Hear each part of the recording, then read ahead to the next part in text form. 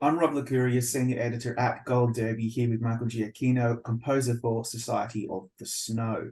Michael, for your first Spanish film, you reunited with J.A. Bayona, who calls you chameleon-like, and in your ability to narrate through music, turning this harrowing story into something relevant and universal. So what attracted you to this challenge? Well, number one was working with Juan Antonio, who I love, working with. We've been friends for 20 years, and our friendship wasn't based on work. It was just based on the fact that we love movies, we love film scores, and we are just so adamant about the love of sort of practical filmmaking. And so when Jurassic World came around, that was like just a gift thrown at both of us that we got to work together.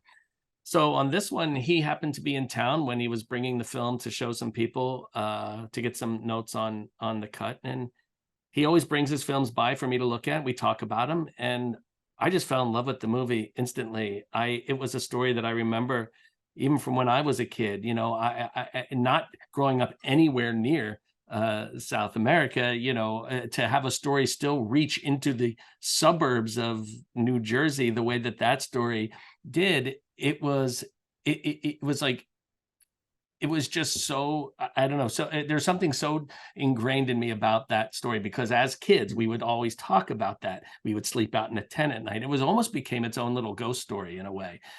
But then to be able to visit that and actually experience what it was that the people went through who survived that experience, and not just the ones who survived, but what the ones who didn't survive went through and what they endured. That to me felt like a very personal journey that I just really wanted to take with Juan Antonio. Yeah, I totally understand that, because when everyone seems to know about this story, and for example, for an Australian, this story means it's all about mateship, which is basically our religion, and so that really I just think is so beautifully done in this film by Bayona. He just does a beautiful job. Some of the most distinctive tracks, though, on the score, they utilize these poignant and haunting choral elements to great effect, like the elegy after the men go through with that harrowing decision, to survive by eating flesh, which is something that seems so repugnant. But I just think the way that you were able to score those particular pieces really amplified the emotion for me. And I'm just wondering, were there a lot of difficult choices to make when you got that score locked I in? think, the most difficult thing on a film like this is, and at least for me, with the way that I work on film scores, is, I mean, I really do try to put myself in the shoes of the person that I'm writing for, in the shoes of the character. How would I feel if that were me there? So in most films, you're dealing with something that isn't quite real. We all know Spider-Man's not real, but I can still put myself in his shoes. But when you're putting yourself into the shoes of someone who lived and breathed and actually went through the experience that you're watching, that's a wholly different thing. So I would go days of being in that space with these people, and at the end of the day just be completely wiped out emotionally, because you're really forcing yourself. Because for me, it was the only way I could really get to the truth of what the music should do, because it's a movie that you could easily score in a very sort of I want to say fantastical way. It could be more adventure than anything else, or more, and I wanted it to just feel real. And so including things like the choir, to me, that was a way of giving a voice to the people who didn't have a voice at that moment, and those were the ones who either passed away, or were well on their way to passing away. And it was just so important to me to have their voices sort of carry the characters up and over the mountains into a place where they could hopefully be found and saved.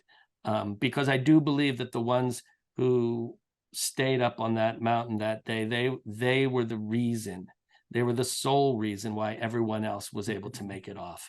And so we live at a time where we're constantly hear the stories of the survivors, but for me, and I know for JA, it was really important to tell the stories of those, that give a voice to those who didn't have a voice. Yeah. On the flip side to that, there's some tracks like, for example, in the days after the crash, the men are coming to terms with their fate. The music features these high-pitched sounds that have this kind of alien horror aesthetic, with these single notes chiming strings, and they become more dense and jarring as the survivors are carrying out the dead. To me, that's emblematic of dread, isolation, helplessness, perfectly. And I'm just wondering, was that the outcome you were trying to achieve? That was exactly what I wanted to do, because as we talked about it, what I was saying was like, you're in a situation like that. I don't believe you're going to just sit there and be sad about it. This is not a time for sadness. This is a time for, and I can imagine if you woke up that next morning and looked outside where you were, you would feel like you were on Mars. Yeah. That place that they landed was as alien to them as anywhere else, anywhere out in far space or anywhere at the bottom of the ocean. And you might as well be that far away. Because that was not a place that they had any experience living in prior to that. So to me, it was about this bleakness. I kept thinking of this word bleakness, and that's how I would feel. And then how do you, out of that bleakness, pull the strength you need to move on and move forward, right? How do you do that? And that's not going to be out of sadness. That's going to be out of closing your eyes, taking a deep breath, and taking one just painful step at a time to try and get to somewhere where you can hopefully find safety. And that's what they did day after day after day. And it wasn't a situation where everyone is just feeling sorry for themselves. It was, how do I get out of this nightmare? How do I get out of this alien environment I found myself in? So what techniques and instrumentation did you typically employ to create that sense of peril and unease? When we first watched the film together, there's temp music in there and different things. And it wasn't doing for me what I really was hoping it could do, temp music is called temp music because it's temporary and it's just something there. But for me, after we watched it, I asked him to come into the other room. I said, come to the other room where my piano was. And I said, I said, to me, we could sit here and play these really sad chords. I said, that's one way to do it. I said, but to me, this film really feels more like this. And I just reached inside the piano and grabbed the strings and plucked them really hard. And it was like this chang kind of a thing. I was like, that's what the movie really feels like to me. I said, I feel like if we do this other softer thing, it's not going to tell the true story. And to me, the true story is somewhere inside the piano where no one ever goes. It's somewhere inside the instrument that no one ever plays. It's using these instruments in ways, and even the choir having them, it's almost like a calling out for help in a lot of the cues, the way that they're singing. It's very emotional in that sense. So it was always for me trying to get to the emotional truth of what was happening, and how could I do that musically without overstepping, because it's very easy to get melodramatic in a thing like this. So how it was constantly monitoring that, along with living inside these emotions that everyone was feeling, and along with just day after day, I would come home at night and I would just be depressed, because you're just in some ways, as a composer, and I'm sure everyone here would agree that it's you are an emotional reflection of the character. So in order to be truthful in that, you have to embody that. It's like an actor will have to do that many times. And it's a similar thing. At least for me, it is.